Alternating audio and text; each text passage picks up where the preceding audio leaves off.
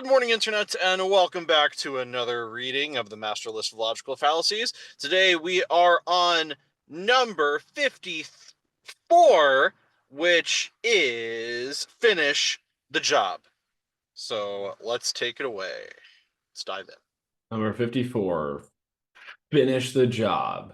The dangerous contemporary fallacy, often aimed at a lesser educated or working class audience, that an action or standpoint or the continuation of that action or standpoint may not be questioned or discussed because there is a job to be done or finished, falsely assuming jobs are meaningless but never to be questioned. Sometimes those involved internalize / buy into the job and make the task a part of their own ethos. Example, ours is not the reason why, ours is but to do or die. Related to this is the just a job fallacy. Example, how can torturers stand to look at themselves in the mirror, but I guess it's okay because for them it's just a job like any other, the job that they get paid to do. See also blind loyalty, the soldier's honor fallacy, and the argument from inertia. Finish the job. I've definitely done this one.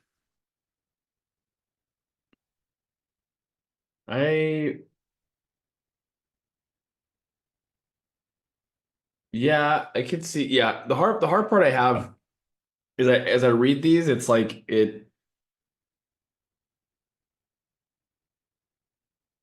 I have this like conflict of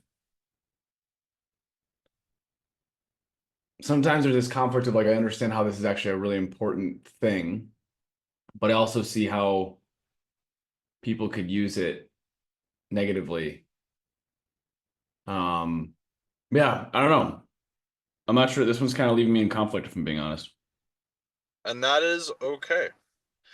And again, just to remind you and the audience, a fallacy is not automatically bad. It can be used as motivation to get you to something that is good. What a fallacy simply means is that quote unquote reason, that fallacious reason, is not a reason for or against. Got You're it. Yeah. So if you're using finish the job to help you do something that is reasonable, then that's fine. But if there's no other reason beyond just finish the job, then you should probably question doing it. Ah, I got it. Okay, so if it's the only reason.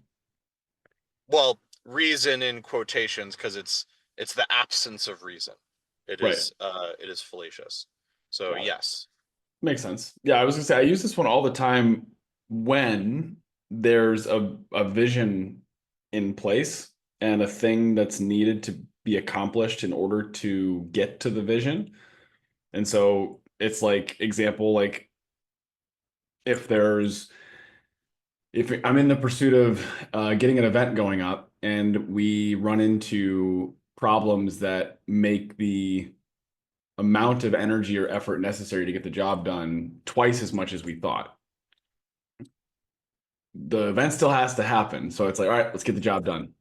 And it's like, it's more of like a declaration of, I use it in those contexts where I have used it. I've used it in like a declaration of, all right, I know this sucks, but let's stop worrying about how much it sucks and let's just do the damn thing. Is usually how it's used in that context for me. But can definitely see how someone would use that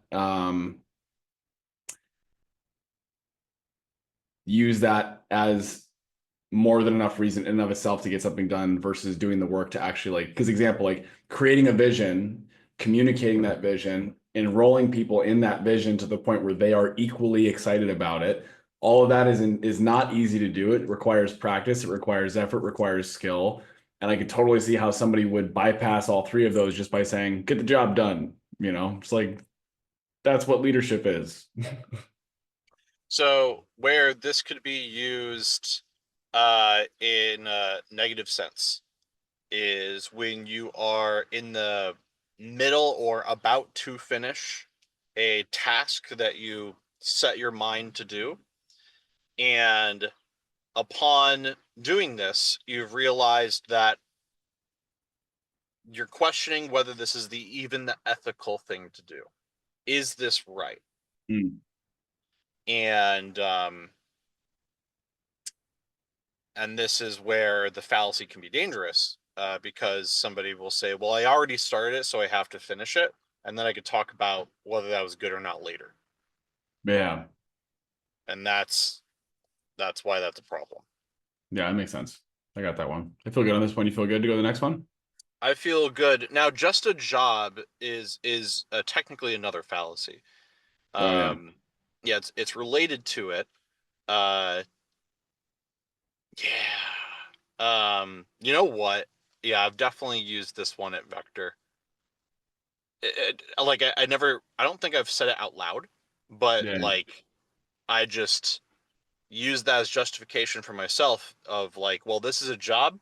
I don't feel good about forcing somebody to uh, maybe not 100% forcing, but ridiculously encouraging, more to the point of beyond the past of what someone would be comfortable with, of dumping, uploading their entire contacts list into a server, just for our own benefit, because that was the job, because everyone had to do that. Uh, that one, and I use that as justification. Well, that's just my job. That's what I have to do. Mm. Yeah. Yucky. Yeah, I get that one. Hmm. Yeah, I think a lot of times, and unfortunately, the thing that causes that to happen is money. It's like people, Yeah. they, you know, they, it's like this catch-22 where if someone isn't willing to do what they need to do to find a company or start a business that aligns completely with their value systems, because they, on some level, were like, I'm going to do this because I need money. And then they end up compromising their value systems. It's like 9 out of 10 times that's because of like someone justifies the acquisition of money to be a reason why they didn't take responsibility for finding a job or a space that's aligned with their values. You know, it's a victimy thing. It is. It's also kind of a trap. It's really hard to get out of, because I remember there was a conversation that I've had with you when I was still at Vector. You've already left, and I'm like, I've realized this is bad, and I'm like, I gotta get out of here, and I don't know how to do it. Mm. Yeah.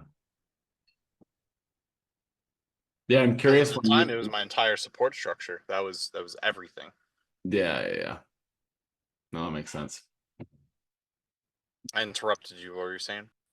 No, I was about to ask like what was the factor that led it to be, I don't know how to get out, and it sounds like it was the fact that it had become your entire financial support structure.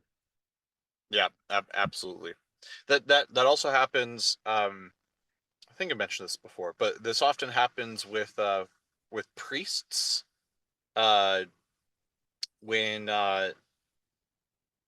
you study the Bible a lot, there's a lot of priests that sometimes begin to be convinced otherwise, that the religion is true, and um, for them it's even worse, because they're like, "Crap! I'm the leader of this organization. My entire family and support structure is relying on me preaching this thing that I no longer believe. How do I get out of this?"